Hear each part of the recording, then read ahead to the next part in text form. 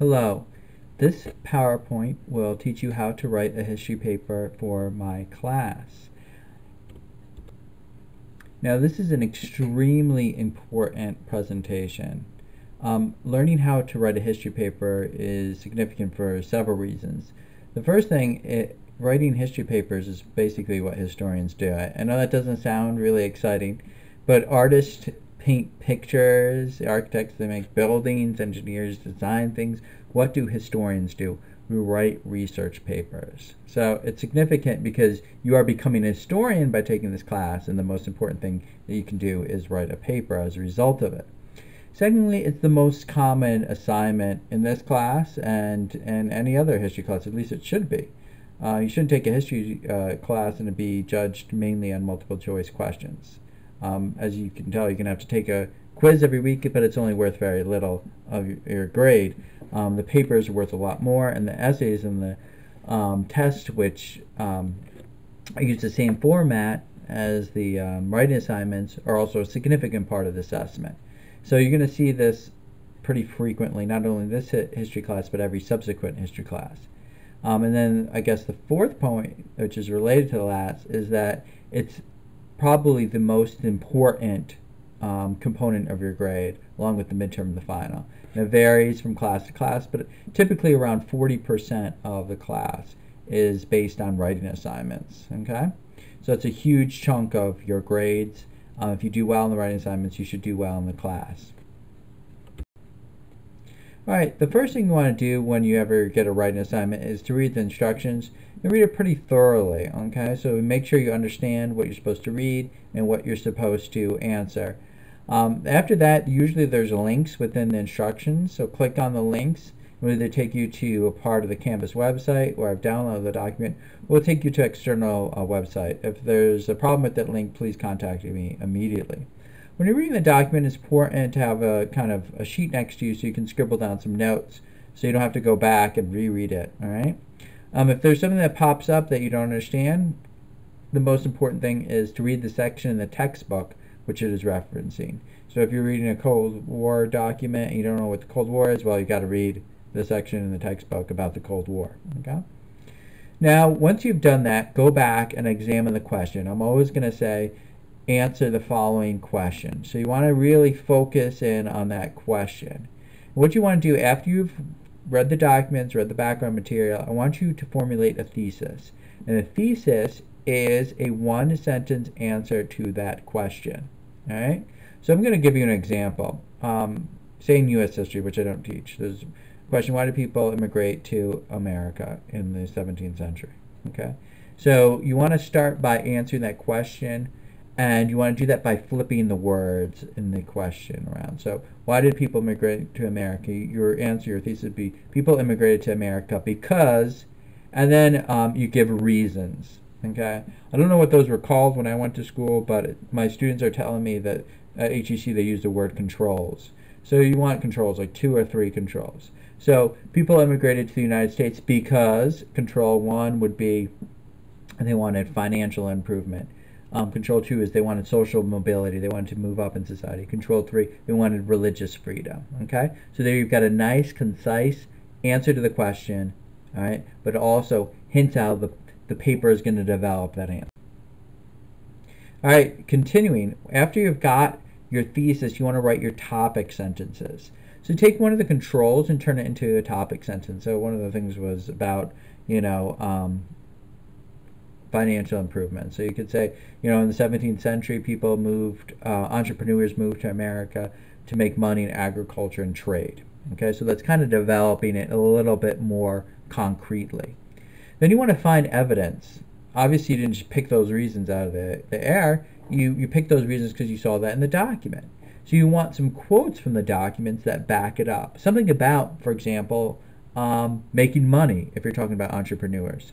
So you'd look at my documents and say, okay, I've had this topic sentence about entrepreneurs. Let me find a quote from the document that's about that. Now, what I would do is construct an outline. Once you've got your thesis, your topic sentences, and your quotes, you can construct an outline. Here's a sample outline. So this is related to the U.S. history paper. You see my thesis, people immigrated to the colonies for financial reasons, social mobility, and religious freedom. The first topic sentence is that entrepreneurs came to America to make money and trade in agriculture. I've got a quote about that. And many poor people came to America in search of new opportunities. That matches up with the thesis when it talks about social mobility. I've got a quote about that. And then religious refugees came to America to escape persecution in Europe. That ties in with religious freedom, and I've got a quote about that. See how it's all connected? That's a very clear, concise paper that is unified. All right, now you've got an outline. You can start actually writing your paper. A lot of people, they see a paper assignment, they sit down at the computer, they just start typing randomly. The worst possible thing you can do. First of all, you're not going to know what that first sentence is going to be about, okay? A lot of times you get distracted. You're like, all right, what am I going to write about? 15 minutes later, you check Facebook. 15 minutes later, you check, YouTube. And all of a sudden, you've done nothing. But now once you've got that nice outline, you know, okay, I'm set to write a paper. So the first thing you want to do is write an introduction. You can pull in that background information they got from the textbook, and you want to include your thesis in the introduction. And I'm requiring that the thesis be in bold because the thesis is so much part of your grade. I need to identify it quickly and be able to tell if it's a good thesis or not. Okay? So I want to put your thesis in bold text. That is actually part of your grade, just to put it in bold text. Once you've got your introduction, I want you to write body paragraphs. For these assignments, 2 or 3 would be apt. Okay? And when you start your body paragraphs, go to your outline, pull the topic sentence. And then want to make sure that your topic sentence doesn't always have to be the first. It could be the second or the third. It should be towards the beginning of the paragraph, but I want it in italic so that you really know, boom, this is the topic sentence, okay? And I also want you to have like that one quote that you picked out for your outline, okay? In the body paragraph, and then repeat that 2 or 3 times, and then write a conclusion. It can be very short, but it should reiterate the argument. Here's a sample paper. I know it's a lot, but this is a sample paper. You've got the introduction. You see the thesis is in bold. It's the last line in the introduction. Then we've got our 3 body paragraphs. In this case, all the topic sentences are in italics. You see there's quotes in the sample paper, and you see there's a short conclusion. Okay. So how am I going to grade you? Well, this is a trial run here. I'm trying a very elaborate rubric, and I basically am just going to cross off the different areas, and if you did it, you get full credit. And if you didn't, you're not going to get full credit. Okay. So the rubric is very thorough. If you do these steps, you're going to get a good grade. That is, if you do this, your paper is going to be a good paper. The argument, you could be wrong, you could be right, you could disagree with me. But I want you to have the proper format, the proper organization of a history paper. If you do that, you'll get a good grade. I don't care what your argument is in terms of is it valid or not, okay? Because you know what, I might be wrong. But anyway, so I'm going to grade you on the thesis. I want to see if the thesis answers the question. If you use a question to develop a thesis, it should. Okay. I want to see you hint at your answer besides, for example, why do people immigrate to America? And you say, well, people immigrated to America for many reasons. That doesn't give me a clue what you're going to write about. I learned nothing. So the more, it doesn't have to be too specific. It just should hint at it, okay? And I want it in bold text, okay? Then I'm going to grade you on your topic sentences. Do the topic sentences relate to the thesis? All right? Can I see the connection? Can I see a more specific part of the thesis? Does the topic sentence summarize the paragraph? Is the whole paragraph arguing what's in the topic sentence? Okay. And lastly, is the topic sentence in italics? That's just yes or no. Okay. Then I want to see your quotes. Are they the proper length? The quotes cannot be too long. That's the problem. I never get an issue with too short, too long. Okay. It should only be a quarter of your paper at most. Some people say, oh, 350 words. That's easy. Let's get 200 words of quotes. No, you can't do that. 1/4. You can be taken off if it's too long. The number. Again, people say, oh, short quotes. I'll give you 10 quotes. No. 1 per paragraph is sufficient. After the quote, a direct quote, I want you to cite it. I want you to put abbreviated website or title. Sometimes I give you it, sometimes I don't. And that's it. So, if it was a book, a page number, but you're just quoting from websites, all right? And then the quote has to be relevant. You can't just put any random quote.